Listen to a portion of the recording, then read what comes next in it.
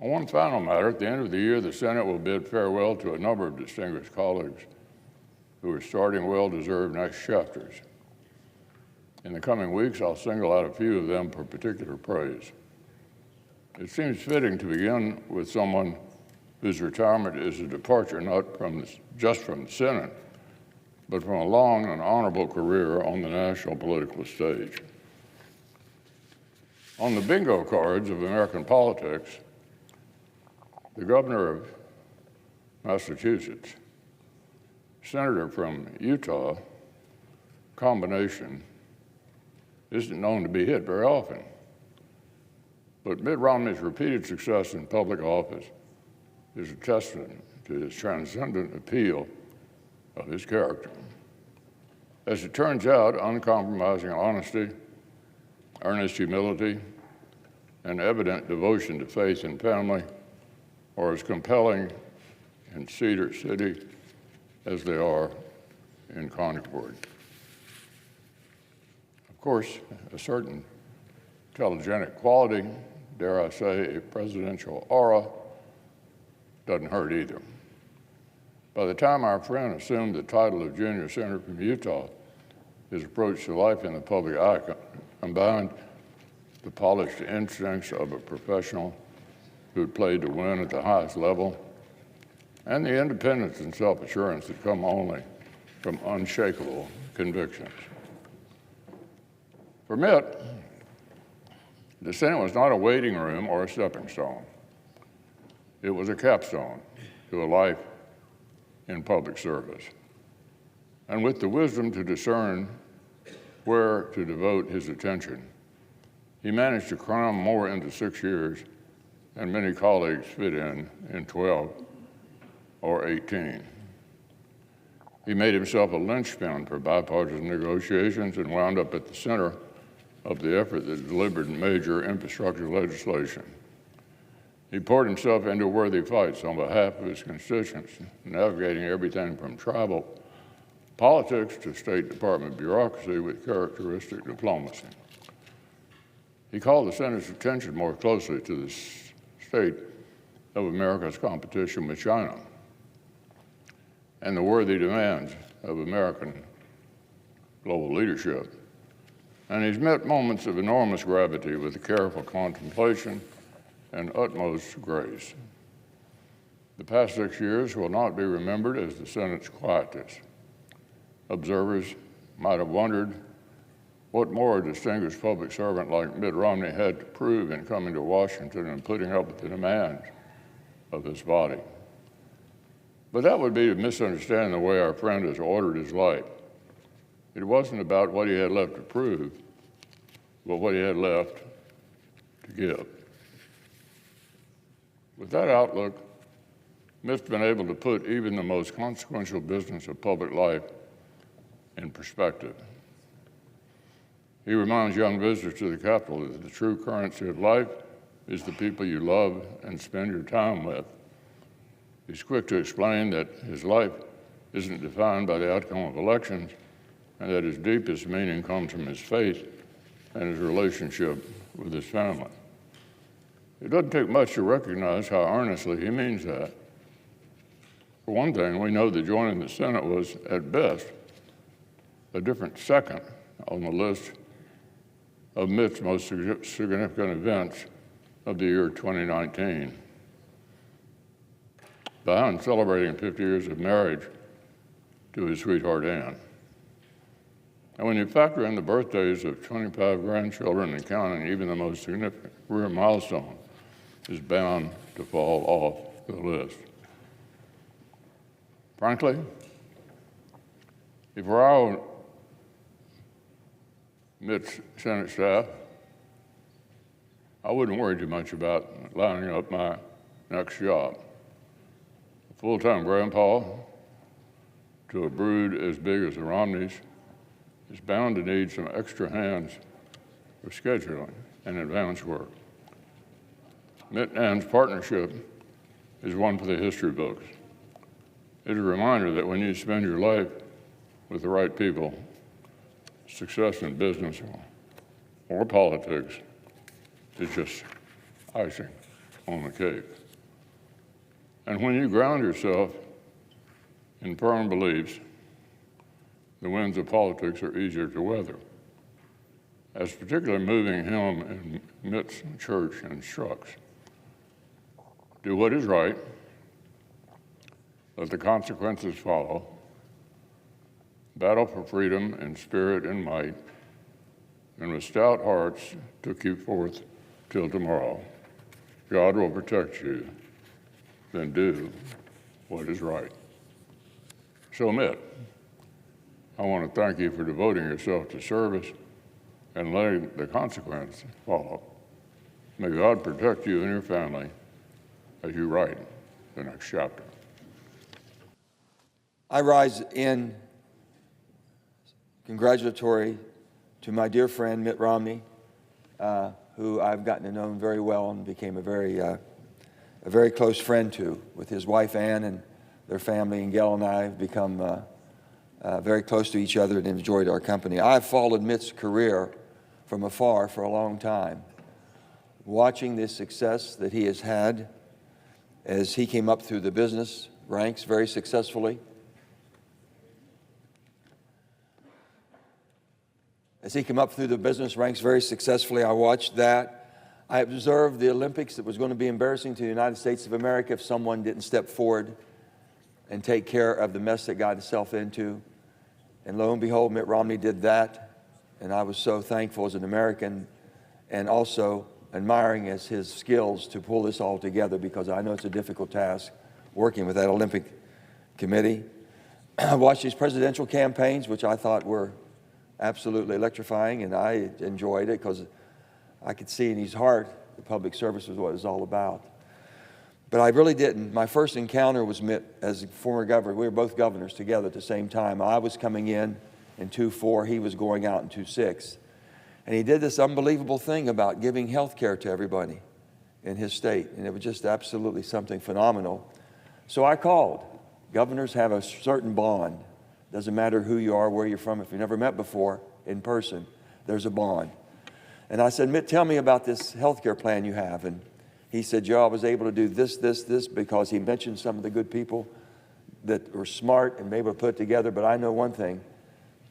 Anybody that sits in a position, when you have good people around, someone has to assemble all of that material and put it in force.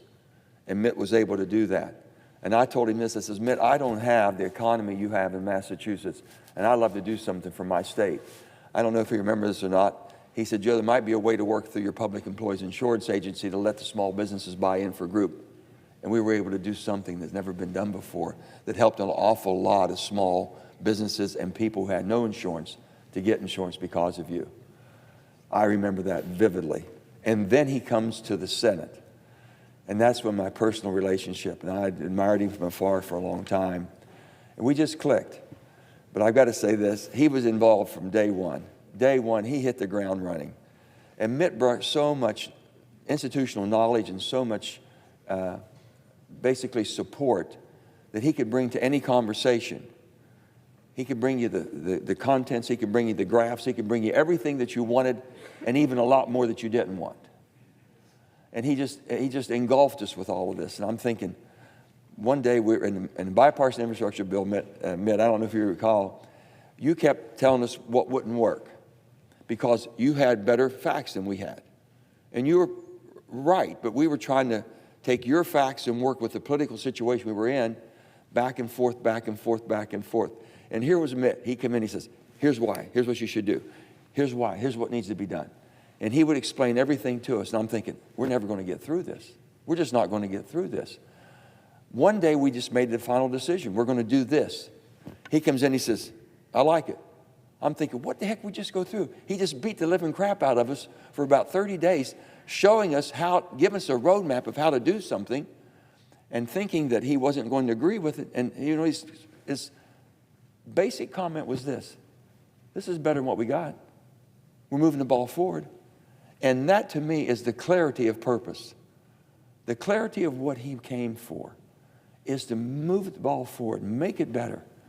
Try to make a more perfect union. We know we couldn't be perfect. And Rob was in there working it back and forth, and everybody was moving. And Rob, and when we finally got to the end, Mitt says, "This is good. Can it be better? Sure, but it's good. Let's go." And that was the signal we needed, and it moved from there. Mitt, being a freshman 6 years, I've been here longer. Maybe I should have left 6 years ago, but I'm just telling you, you've made my life so much better in the Senate. I enjoyed it. My relationship, of course, with on both sides of the aisle, working together and bringing people together. But it has been just an absolute pleasure and a joy having you as a member of the United States Senate, the most deliberate body in the world, the strongest body in the world, the body that's supposed to make common sense out of things that sometimes don't make reason. And this body is much better off. This country is much better off because of your service here, and it's going to be missed. Most importantly, I'm a better person. I know that Gail and I are much more enriched because of your and Ann's friendship, and we appreciate that more than you know. I wish you only the best in the future. I wish you the best as far as what you're going to do, and I hope you don't change your phone number because we still need your advice no matter where we may go. God bless, my friend. Enjoy. Mr. President, it is with a combination of pride and sadness that I rise to pay tribute to a truly extraordinary senator and a good friend, Senator Mitt Romney. I rise to praise his intelligence, imagination, and most of all, his integrity. That is what has marked and characterized his service throughout his life, but particularly here in the Senate. It's a day of sadness because I can't imagine the Senate without Mitt Romney. As a senator and as a governor, as a presidential candidate, as the founder of a successful business, as the savior of the 2002 Winter Olympics, and as a pillar of his faith, Mitt Romney has brought intelligence, knowledge, experience, and once again, integrity to every task he has undertaken. He meets every challenge with determination and a talent for bringing opposing sides together to forge solutions. He is always focused on getting to yes, on using common sense, and on achieving a result.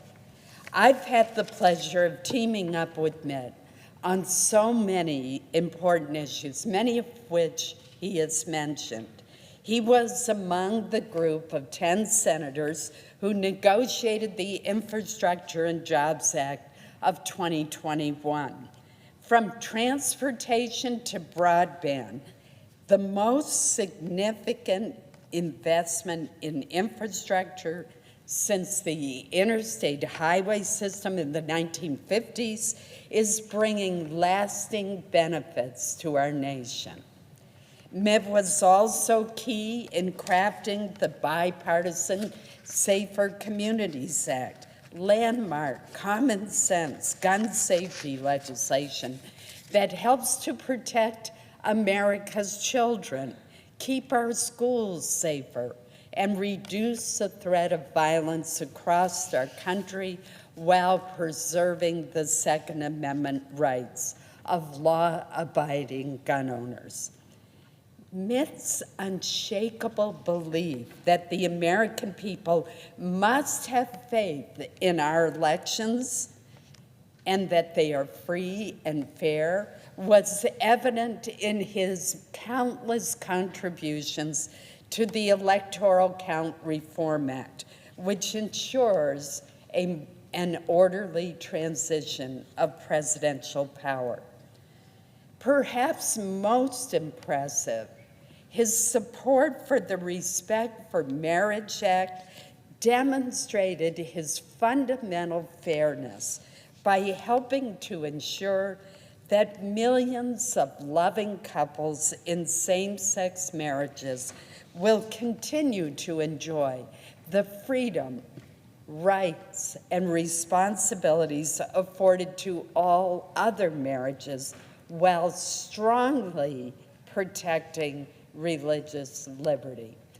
And I give Mitt so much credit for forging the religious liberty protections that, combined with the protections for same-sex marriages, enabled the enactment of the Respect for Marriage Act.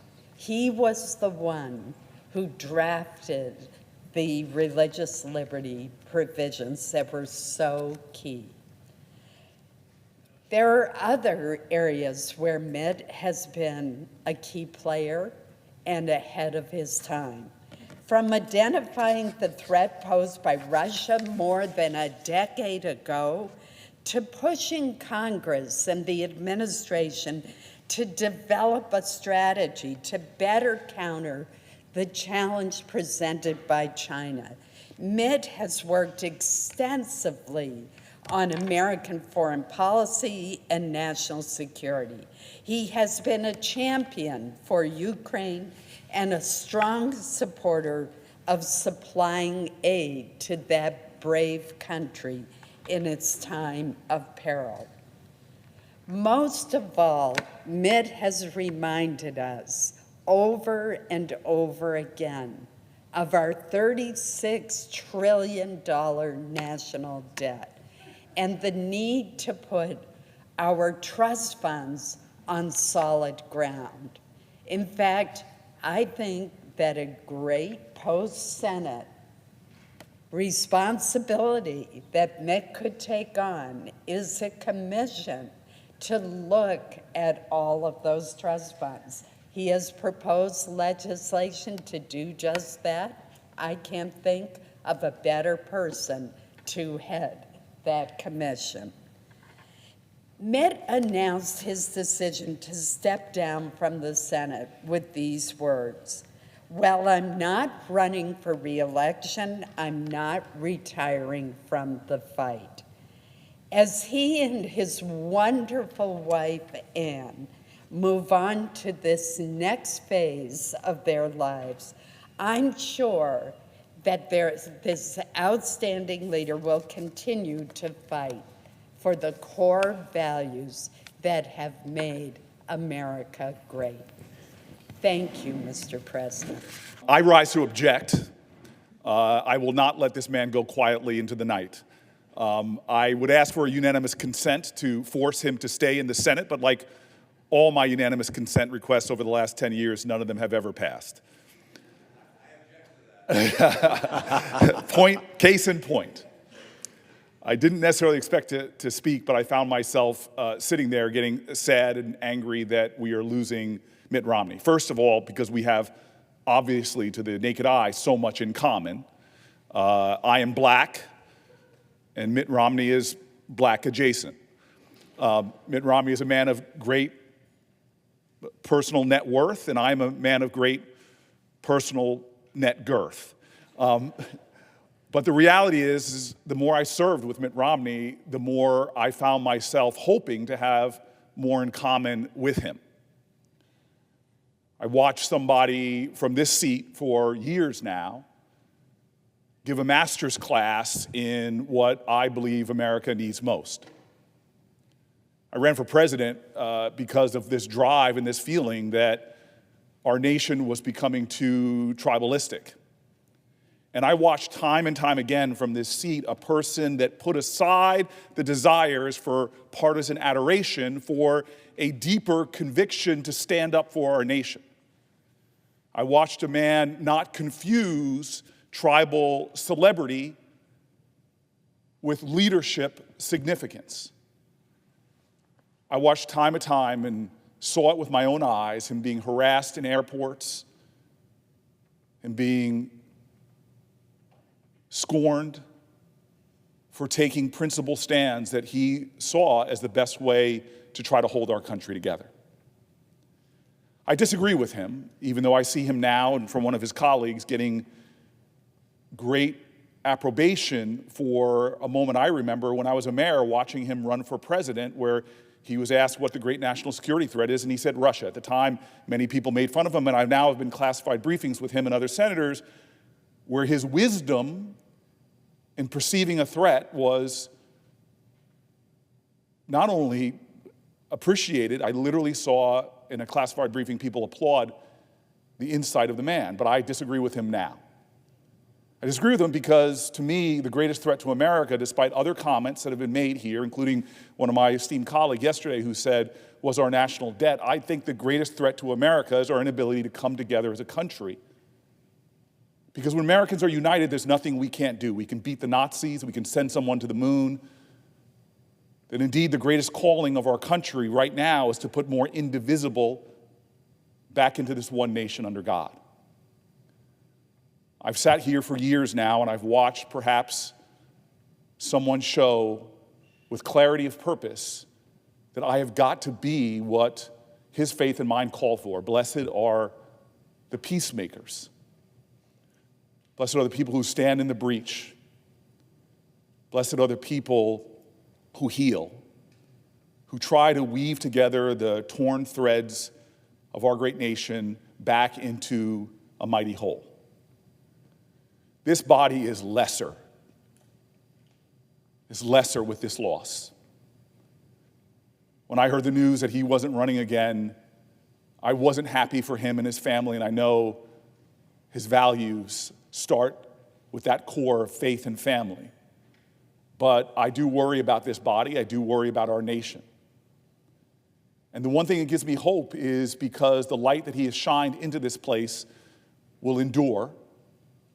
And perhaps many of us, as he departs, will try our best, despite the forces that pull us apart, to try our best to pick up the work that he has left behind, to do more, to affirm a principle that he clearly has kept centered in his eyes, as is in the center of the aisle of this great institution, which is those words from a dead language, e pluribus unum. Mitt Romney, thank you for being my friend. Thank you for being someone who has inspired me to be better. And thank you for being a great American patriot. Thank you, Mr. President. My folks are wondering why I'm sitting so close to Mitt Romney. He and I are seatmates. These are our assigned seats. But I told Mitt that I had not prepared a single comment, but I did want to come down and say a few things about him. And I hope that we use this opportunity and remember it over the next 2 years. Here's a question we could all ask her. We could all talk about and thank him for the incredible work that he's done, and to his staff, the problems he has caused for you by being so honest, so forthright, and so direct, right? How many times, Mitt, you can't answer it because I think it's against the rules, but how many times have your staff gone, boss, we wish sometimes you just weren't so forthright and honest. But that is who this guy is. And I've seen him. We've been battle buddies in a lot of the bipartisan efforts that have gone along. And he's the reason why some of them passed, quite honestly. Without his support and the support of a handful of others, stuff that has enduring generational value would have never happened. So I would ask everybody here who is thanking Mitt Romney for his role model behavior and the times he's been in the Senate and the times that I've known him. The first time I met him was in the December before his election when I was a fairly newly minted legislator. There's no reason why he would have known me or remembered that meeting, but I've been impressed with him since that moment in Charlotte, North Carolina when he was running for president. Let us go forward and hopefully ask ourselves as we come together as a nation, as we solve problems that can only be solved by people on both sides of the aisle coming together and taking the heat that comes along with that, let's ask ourselves over the next 2 or 4 years, what would Mitt Romney do? And let that be a guiding post for those of us who are going to be here who may be put into those situations to do right by this country. We're going to have one less person in Mitt here, but I believe it's in all of us to emulate what Mitt has done. And I hope that that's a part of a legacy that we will honor as he's gone. Now, finally, if you don't know about Mitt, I'm going to miss him for those reasons. Those are all legitimate reasons to miss Mitt. But I'm going to miss his fast wit and his ability to just call things quickly. Having a seatmate like that when you're in the middle of Votorama is gold, folks. Nobody's going to know that except for the conversations that we've had back here in the middle of the night. He's a good man, a good father, a great grandfather. I know I'm not supposed to do this either, but by show of hands, who shares DNA with Mitt Romney up there in the gallery? Yeah. Well, congratulations to all of you and the dozens of other family members who have to be hugely proud of Mitt Romney. I am. Thank you. We got a vote coming up a little quick, so I'm going to be very, very, very brief. First of all, Mitt, you've been an incredible United States Senator. We're losing some good ones this time around, but you're at the top of the list. My father was born and raised in Utah, the state that you represent. My father and mother were both really good Democrats, but I'm going to tell you that they would have loved Mitt Romney. And the reason they would have loved Mitt Romney is because Mitt Romney is a realist, not an idealist. Somebody who looks at issues and tries to solve them, tries to get to yes, not to get to no, without giving up his principles. And your time here in the United States Senate, the gift that the good Lord gave to me to work with you and 8 other folks besides us on that infrastructure bill is something that I will never forget in this body. And you stood up time and time again and talked realism to all of us. And as you go out, just know that there's not a soul in here that doesn't know you're a man of faith. And I appreciate that because you exhibit that faith. You don't preach, you walk the walk. And I just want to say, as others have said before, because it's true, the United States Senate will be diminished because of your absence. And appreciate the opportunity to get to know you and work with you and get some stuff done. Mr. President, one of the drawbacks of the end of a Congress is the need to say goodbye to departing colleagues. We're losing 2 Republicans this year, Senators Mitt Romney and Mike Braun. Mitt gave his farewell remarks yesterday, and they were characteristic of the man I've come to know. Humble, faith-filled, patriotic. Mitt's what I would call a character guy. He's guided by a moral compass, and he's not afraid to live by it. And in a world where being religious isn't always highly regarded, he's unapologetic about his faith. Mitt is also a big family guy. Like me, he married up, and he and his wife Ann have shared the good times and the tough times for now over 50 years of marriage. Hard to believe to look at him.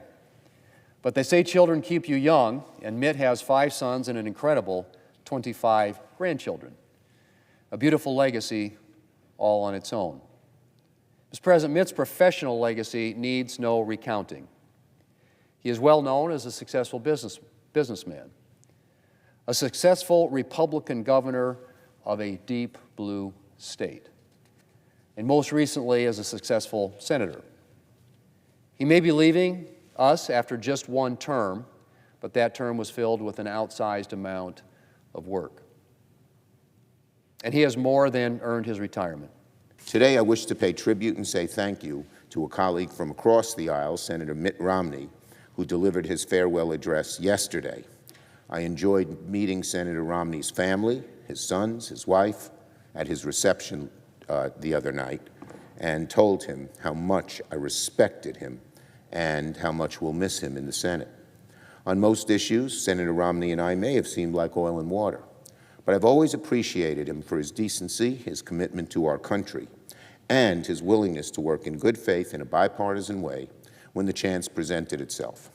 And over the last 4 years, we found numerous ways to do just that. Senator Romney was a good partner with me on COVID relief legislation, despite much opposition from the other side, and he helped build consensus on the infrastructure bill. He also remains a fierce defender of the Ukrainian people. Finally, I will always appreciate that Senator Romney joined me alongside Senators Rosen, Kelly, and Cassidy on our mission to Israel in the aftermath of October 7th. So thank you, Senator Romney, and I wish you and your family a best chapter, in a new chapter in your life. Now let's move slightly down from Montana to Utah, where the Senate is again losing an incredibly principled leader in Mitt Romney. In his 6 years in the Senate, and Senator Romney, as he gave his farewell speech, again acknowledged he's still just a freshman senator. Mitt led with an unshakable, tireless adherence to his values. It's not too hard to stand up for what you know is right if you agree with the rest of your team. But if you're bucking your party, and I've done that more than once, it requires tremendous bravery and sometimes enduring a deep loneliness and isolation. Even when it was hard, even when it was lonely, even when he endured harsh critique, Mitt never backed down from his principles. And I say this with deep admiration, even for the times when I disagreed with him, and there were many.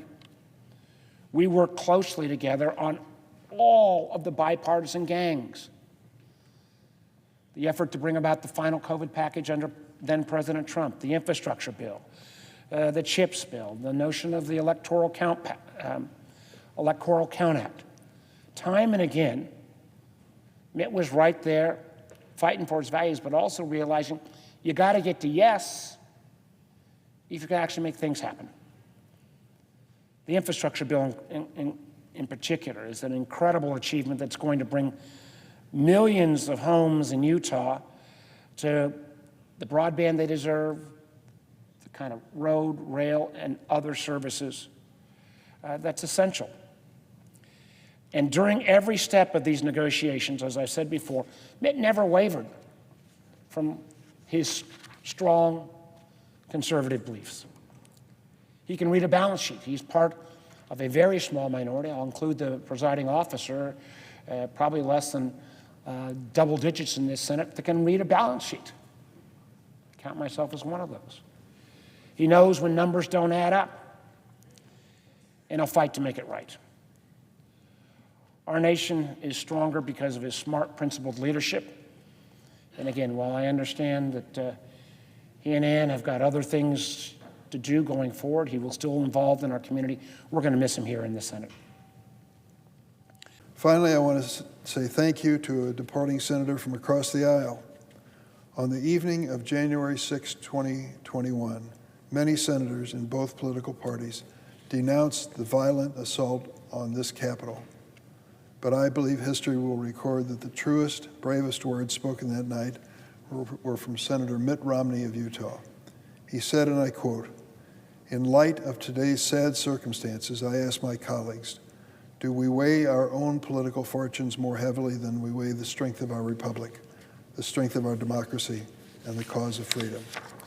Senator Mitt Romney is a man of deep faith and considerable accomplishments, a successful businessman, the rescuer of the 2002 Olympics, a Republican governor in a deep blue state, and his party's nominee for president in 2012. After he'd been here a few months, I went up to him on the floor and I said, "The more I get to know you, Mitt Romney, the more I wonder why I said all those things about you in that presidential campaign." He laughed, and I did too. He's a conservative, but he's a man of conscience and character. We would all do well to ponder his question and emulate his courage.